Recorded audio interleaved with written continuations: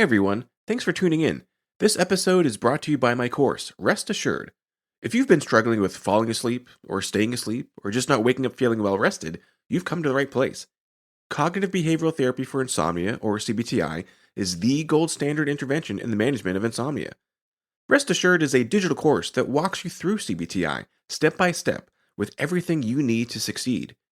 Each of the 6 weekly modules guides you through some important background information for the different techniques, explores the evidence based techniques in detail, provides multiple examples of exercises so you can find the one that works for you, and reviews the work you've completed since the last module.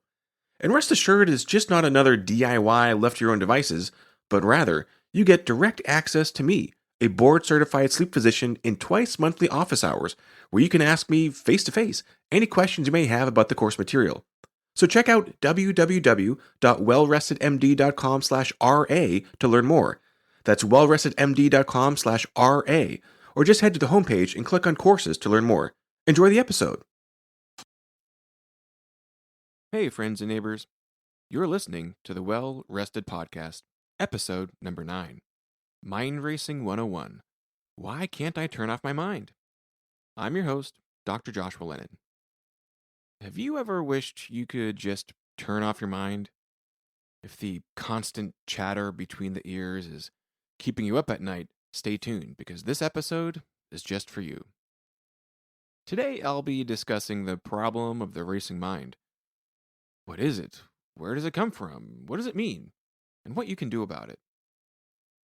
Mind racing, simply put, is the experience of stream of consciousness, where one idea flows directly into the next, and into the next, and into the next, and so on, all seemingly on their own, without much, if any, conscious input. The mind has a mind of its own. This wandering can be wondering, it can be worrying, it can be exploring, considering possibilities, ruminating, planning, or maybe just jumping from one thought to the next with only the thinnest of bridges connecting in between. It's getting lost in your thoughts or daydreaming. But mind racing, specifically, may refer more to the experience of getting trapped by your thoughts, being dragged around by these leading thoughts without the mental space in between, without clarity, without context, and especially without the sense of control of the direction or activity level of said thoughts. How can this happen? Simply put, because this is how we're made. It's how the mind of Homo sapiens is put together to operate. No one has intentionally set off on some quest to lose control of their minds whenever it's quiet. You're not trying to suffer in this way. Broadly speaking, the human mind was not designed to function optimally in 21st century life. It's not been exquisitely engineered to be the most effective servant to your well-being and ability to thrive.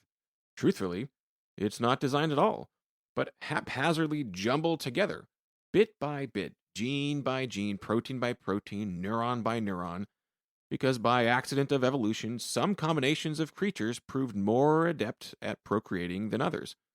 Which doesn't mean at all that every piece or every individual component or feature of that animal contributes to the genetic success. Many are just along for the ride.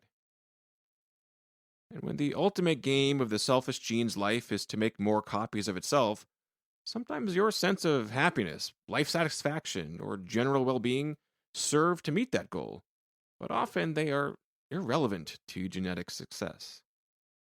And these minds, shaped, molded, tweaked, adjusted, passed down, evolved in an environment hundreds of thousands to millions of years ago, that was a much different space to genetically succeed or fail in than where we find ourselves today. So features of a system that proved worthy enough way back then may prove to function more like bugs of the human mind system in the 21st century. For instance, self-protection remains a prime directive for most life forms, which requires a danger detection system. You have to be aware at some level of a threat to escape or avoid it. Missing a real threat can lead to significant harm or early demise, and a lost opportunity to pass down genes. Therefore, there's a survival benefit, to an extent, for an overactive threat detector system compared to an underactive one. This is known as a type 2 error, a false positive, You're more likely to survive if you think that the rustling in the bushes is something that could kill you, even if it's just a little bunny rabbit. A type 1 error is a false negative, assuming that that rustling in the bushes is just a bunny rabbit when it's actually a predator that's about to kill you. Of those mind models, one is more likely to reproduce successfully, and the other is more likely to not. But this negativity bias remains with us today. We have the wetware better suited to survive in a long gone era, and not necessarily to thrive, be happy, or be without mind racing. From hundreds of thousands to millions of years ago, we've plucked it right into the 21st century skulls, whose environments, day to day activities, wonders, and threats far different than before. But here we find ourselves with this ancient brain made for survival long ago to reproduce more of our ancestors, and now we're stuck with all of its quirks, like mind racing. Your brain is good at thinking. Your brain is searching for threats, and when found, it addresses them the only way it knows how, by thinking. Threats are not just things that go bump in the night, but also pandemics, economic collapse or instability, social comparison, social isolation, physical illness, finances, well being of your child and family, a dissatisfying job or a nagging boss or coworker, unemployment, a difficult choice, the dwindling balance of your bank account, the faithfulness of your partner, threats to your sense of self, or a crisis of meaning. And so the brain gets to the work of thinking. It stews, it broods, it hashes and rehashes, the brain calculates, it problem solves, and then finds new problems. It obsesses. The brain thinks. And when a problem cannot be solved by thinking, the brain shifts to worrying instead. This leads to think less, worry more protocol. The more the worry, and all its associated distortions of reality, the more it leads to worse quality thinking. What if, what if, what if? And then the brain starts attacking itself for not getting the right answer. Mind racing is not a race that can be won. It may cause us to lose sight of the full breadth of reality, lose the opportunity to feel awe, to see glory, to be amazed by the miracle of existing in this fantastic universe, the sheer magnitude of what it means being alive. Instead, your brain locks in on the past, ruminates, plays a sequence over and over in your head. Why did I say that? How come she didn't react differently? What if he had done what I asked him to do instead? This past focus is kind of like that episode of Seinfeld where poor George Costanza is on the wrong side of a little zinger by one of his coworkers that everybody found so hilarious. He spends the next several days seething with jealousy and bitterness, obsessing about the comeback he should have given, thinking over and over and over again and obsessing, and finally comes back to work having spent hours of his life he'll never get back, to come to work and ask for that setup to be artificially extracted once again, only to respond with that infamous, well, the jerk store called and they're all out of you, which no one found amusing and frankly looked wrought with pity for poor George and all of his wasted effort. Or rather than a past focus, the brain locks in on the future. Pop quiz. How many what ifs can you generate in the next 30 seconds? I bet you'll be surprised. No one knows the future. We can guess, we can plan, but it is the reality of being unable to know that drives us crazy, playing out as many scenarios as our anxious imagination can muster.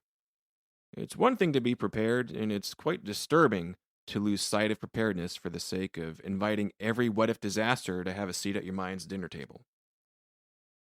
So, what does it mean to have mind racing? It means you're human. But mind racing is more likely to occur in the context of hyperarousal or being overstimulated.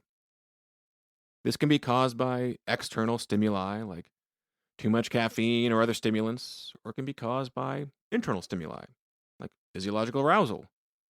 This can frequently be caused by hyperarousal conditions like anxiety or sleep apnea, ADHD, and insomnia itself, or medical conditions like an overactive thyroid gland. So you might be asking, yeah, but why do I have mind racing? And the short answer is your mind excels at learning. Whatever has been rehearsed previously comes next time that much more easily. Your mind races because it has practiced. It's become very good at mind racing. We need to take a quick sidebar and discuss neuroplasticity. Yes, that thing. Neuroplasticity is the feature of animal brains, especially your human brain, that allows you to learn anything. It is simply the strengthening and reinforcement of the physical connections between brain cells as a result of repeated use. First described in the 1940s as neurons and brain cells that fire together, wire together. And I'm just tickled by the way that Dr. Dan Siegel describes it. He says, where attention goes, neural firing flows and neural connections grow. Imagine that you're at the beach and you make a mountain of sand, and like what might be your first step in constructing a sandcastle.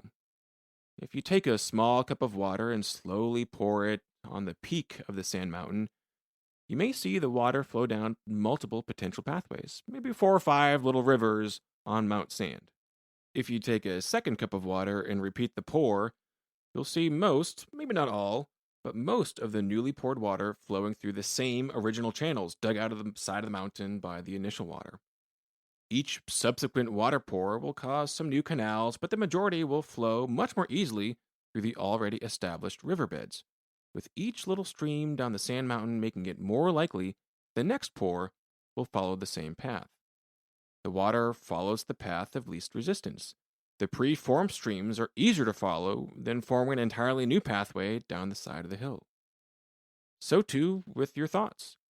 Every time you do something, say something, feel something, think something, the connections between the networks of your brain cells grow a little stronger, lowering the initiation fee a little more, making it easier to do that same thing, say that same thing, feel that same thing, and think that same thing the next time. That is practice. And this system of learning is content naive. Your brain does not care whether what you are rehearsing is troubling or enlightening. The brain just wants to think. And the more it thinks the same thing, the easier it thinks that same thing. So when your brain has some experience in the mind racing realm, well, it's now got an easy to follow shortcut to more mind racing. Mind racing begets mind racing begets mind racing, and so on. So, what can I do about my mind racing? Well, I'll discuss this in more detail next week, but the short answer is the same way you found yourself in this situation in the first place. Your mind is such an incredible learning machine, and it is primed and waiting to learn new things. So, feeding your mind new programming that is not mind racing is how you beat the mind racing. Meaning, you've got every opportunity now to practice thoughts that serve you better. The more you intentionally think other more helpful thoughts, which often requires some formal structure or guided script, the increasingly easier it becomes to have those helpful thoughts as the default thoughts. So, the same manner of repetition that has created a seemingly never ending stream of negative automatic thinking can also create, by your intentional will, a stream of automatic pleasant or helpful or positive thoughts. This is phenomenal news. You get to be in control of your own mind. Just like every other human endeavor, it just takes practice. So, to summarize, I've tried to lay out for you the wider context here. You do not ask to suffer in this way. You do not intend to have uncontrollable automatic thoughts. You do not ask for this ancient brain in a modern world. Your brain is just trying to do its best to protect you, to seek out potential threats, large and small, even if many of these turn out not to be real. And the more that these thoughts are rehearsed, intentionally or unintentionally, the more easily they become more automatic. But that tricky brain of yours is not self destructive. It's just doing its job of thinking. Which means if you provided something more positive, more helpful, or frankly, even just more neutral to think about, those kinds of thoughts can be automated as well, which is a much more pleasant way to live, a much easier path to well being. and it interferes much less with your ability to fall asleep and wake feeling well rested. So be sure to hit subscribe in your favorite podcast player to get all the latest episodes. Leave us a review or a comment or a question or something you'd like to hear more about. And head on over to wellrestedmd.com for more information. Thanks for listening.